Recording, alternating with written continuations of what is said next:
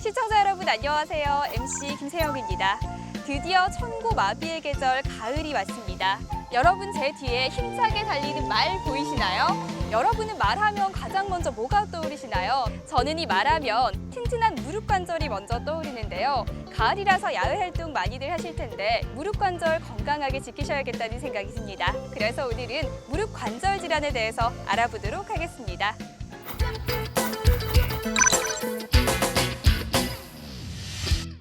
오늘 이 시간에는 정형외과 전문의 최상영 과장님 모시고 무릎 관절 질환에 대해서 알아보도록 하겠습니다. 과장님 안녕하세요. 네, 안녕하세요.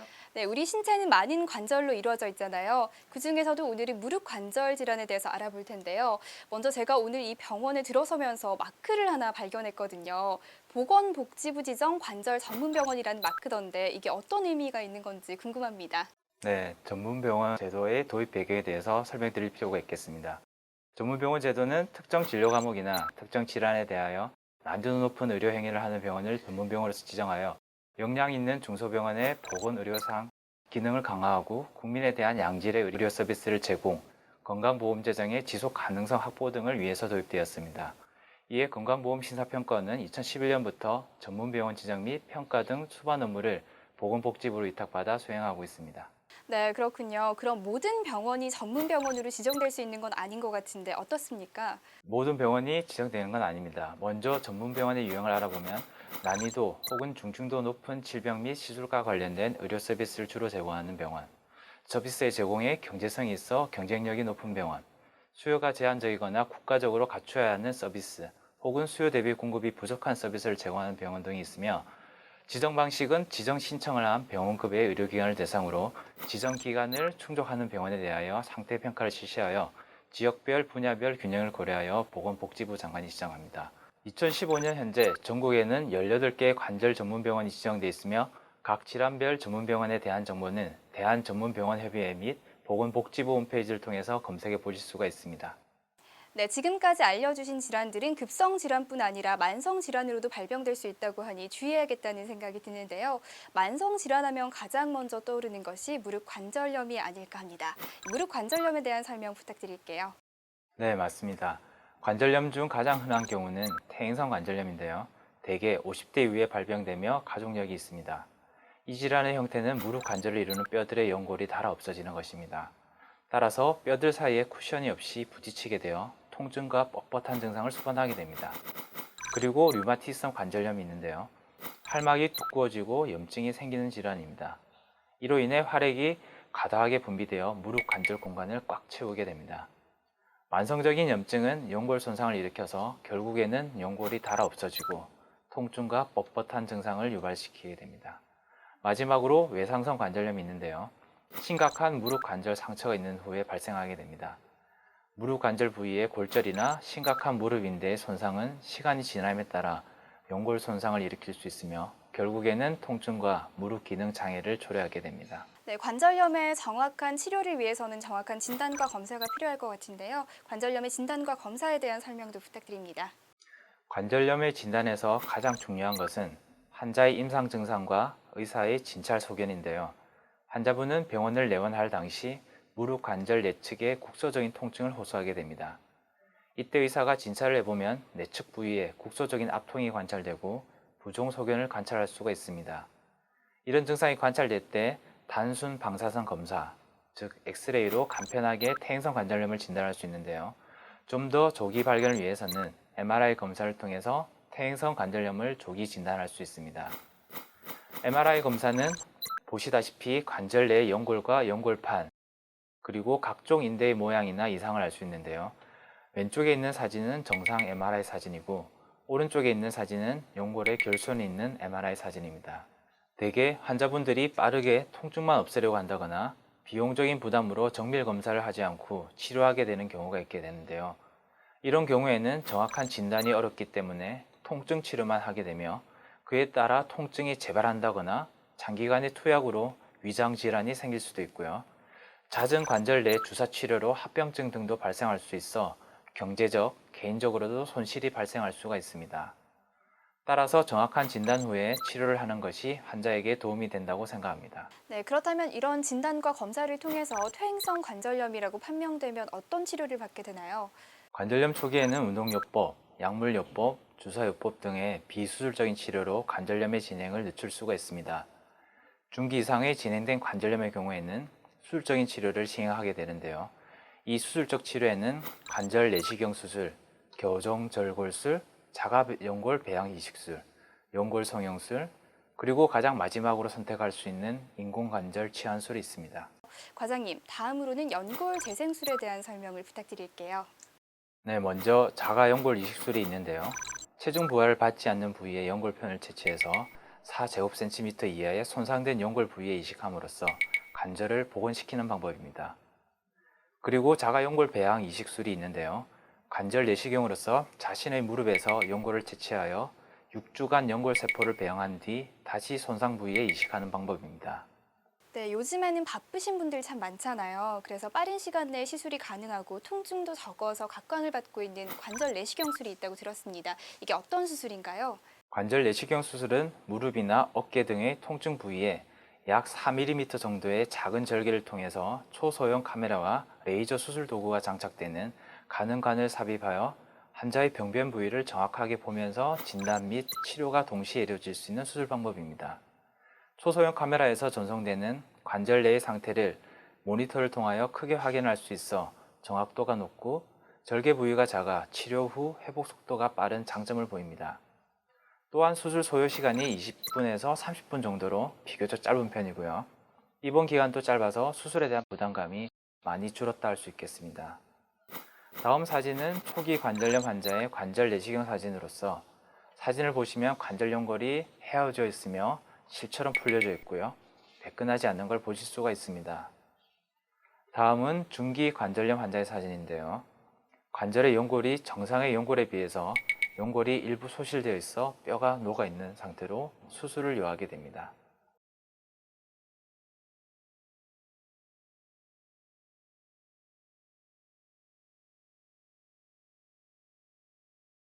네, 무릎 관절염의 수술적 치료 방법에 대해서 알아보고 있는데요. 인공관절 치환술이란 어떤 치료인지 궁금합니다. 흔히 인공관절 수술이라고 하는 인공관절 치환술은 나이가 들어서 발생하는 각종 관절염 또는 외상 등의 원인으로서 관절이 심하게 손상되고요. 관절이 정상적인 기능을 더 이상 할 수 없을 때 하는 수술입니다. 손상된 뼈나 연골을 제거하고요. 특수 재질로 제작된 인공적인 관절로 교체하는 수술로서 최근에 보편적으로 행해지는 수술입니다. 따라서 인공관절의 제작 기술이 많이 발전되어 수명이 더 늘어난 세라믹형 인공관절, 한국인들의 자식 생활에 적합한 고굴곡 인공관절, 여성의 무릎에 적합한 여성용 인공관절 등으로서 각 환자의 개개인의 상태에 맞는 인공관절 수술이 가능하게 되었습니다. 네, 의료 과학의 발전으로 인공 장기가 개발된다는 얘기는 들었거든요. 그런데 관절도 인공 관절로 대체할 수 있는 시대에 살고 있군요. 정말 놀랍습니다. 그렇다면 인공 관절 부분 치환술에 대한 설명도 부탁드릴게요. 네, 인공관절 부분 치환술이란 관절의 한쪽 부분만 닳아있을 경우에 그 부분만 인공관절로 바꾸는 방법입니다. 이 부분 치환술의 장점으로서는 피부 절개가 상대적으로 적으며 손상된 관절 부위만 제거함으로써 인대, 힘줄, 뼈 등의 본인의 관절을 최대한 보존할 수 있는 장점이 있습니다. 그리고 수술 시간이 1시간 내로 상대적으로 짧으면서 수술 후 조기 회복이 가능합니다. 회복 후에는 거의 정상에 가까운 관절 운동 능력을 기대할 수 있다는 것도 큰 장점입니다. 또한 다소 고령의 환자에게도 수술 후 효과가 뛰어난 수술 방법입니다. 네, 정말 장점이 많은 치료법인 것 같은데요. 모든 환자들이 이렇게 부분 치환술로 치료가 가능한가요? 앞서 알려드린 대로 무릎 인공관절 부분 치환술은 장점이 많은 수술이긴 하지만은 모든 무릎 관절 질환에 적용할 수는 없습니다.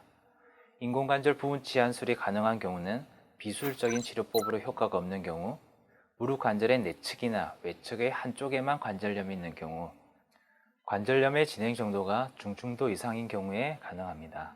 네, 그렇다면 부분 치환이 어려울 경우에는 전부 치환하게 되는 건가요?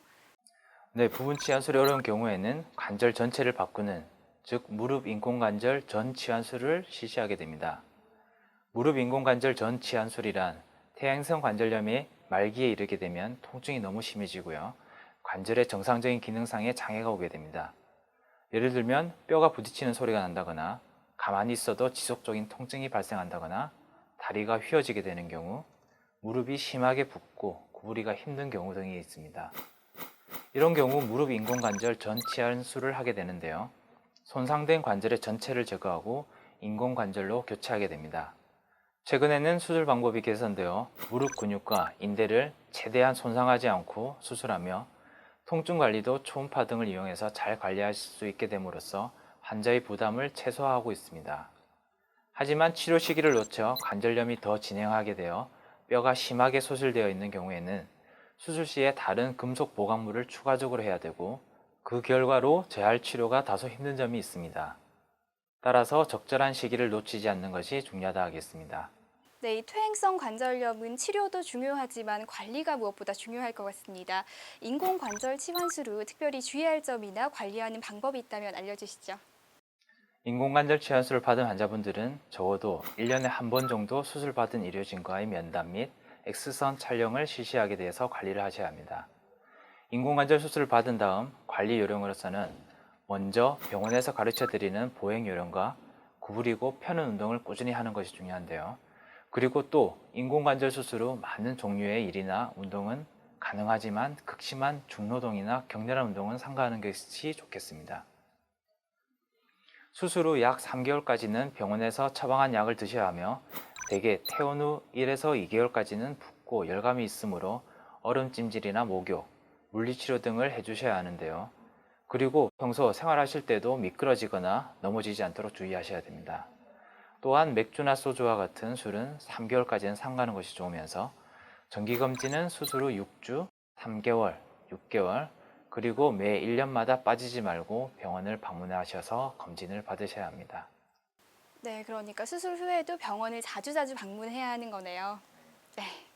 네, 인공관절 수술이 필요한 환자들이 유의할 점이 있다면 어떤 게 있을까요? 과거 인공관절이 처음 시술될 당시에는 재료가 고가였고요. 품질에 따른 차이 등이 있어서 그런 부분에 고민을 많이 하셨다면 최근에는 의료기술이 발달로 그런 부분들은 많이 걱정하지 않으셔도 될 것 같습니다. 하지만 무릎 인공관절 수술은 우리 몸의 축을 이루는 부분이기에 수술의 정확도와 환자 개개인의 상태에 따른 적절한 수술이 무엇보다 중요합니다. 따라서 인공관절 수술 경험이 많은 의료진과 최신 의료 장비의 사용 경험이 많은 병원을 고려해 보시는 것이 좋은 수술 결과에 도움이 되리라고 생각합니다.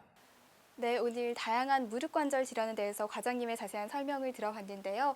퇴행성 관절염 환자들이 일상생활에 도움이 될 만한 방법이 있다면 알려주세요. 검증되지 않는 보조식품이나 기구에 의존하기보다는 초기 치료와 적당한 유산소 운동이 퇴행성 관절염의 치료에 도움이 됩니다. 관절염 환자분들은 정상인에 비해서 관절이 약해져 있는 경우가 많기 때문에 잘 관리해 주는 것이 중요한데요. 어려운 걸 부탁드리면 하기 힘들어하기 때문에 정말 쉽게 지킬 수 있는 방법들을 알려드리겠습니다. 먼저 평상시나 외출하고 들어왔을 때 따뜻한 물로 관절을 풀어주는 것이 좋고요. 한꺼번에 많이 걷거나 해서 관절에 부담을 주시면 안 됩니다. 그리고 운동이 좋다 해서 통증을 참고 걸으시면 병이 악화되니 꼭 병원을 찾으셔서 검사를 받으셔야 되겠습니다. 네, 과장님의 자세한 설명을 들었는데요. 마지막으로 무릎 관절 통증 때문에 고생하시는 분들에게 당부의 말씀 부탁드릴게요. 네, 병원에 치료를 하려고 오시거나 치료를 해도 그대로 아프지 않을까? 혹은 무조건 수술을 해야 되지 않을까? 걱정하시면서 치료를 망설이는 분들이 많이 계시는데요. 최근에는 의학 기술의 발달로 병의 단계에 따른 관절의 맞춤 치료가 가능한 시대가 되었습니다. 무조건 통증을 참고 계시면서 병을 악화시키지 마시고요. 빠른 시일 내에 전문 병원을 방문하셔서 치료하셔서 건강하고 행복한 생활을 하시기를 당부드립니다. 네, 명쾌한 답변 감사합니다. 지금까지 정형외과 전문의 최상영 과장님을 모시고 튼튼하게 무릎 건강을 유지하는 방법에 대해서 들어봤습니다. 과장님 감사합니다. 최근 가벼운 가을 산행 즐기시는 분들이 참 많습니다. 그런데 유행처럼 등산용 스틱을 가지고 가시더라고요. 이 등산용 스틱은 무릎의 충격을 일부분 손과 팔로 분산시키는 효과가 있다고 합니다. 이렇게 미리 예방하는 습관이야말로 자신의 무릎 건강을 지키는 첫걸음이 아닐까 생각해 봅니다. 오늘 저희가 준비한 내용은 여기까지고요. 다음 시간에 더욱더 알찬 정보 가지고 찾아뵙도록 하겠습니다. 시청자 여러분, 안녕히 계세요.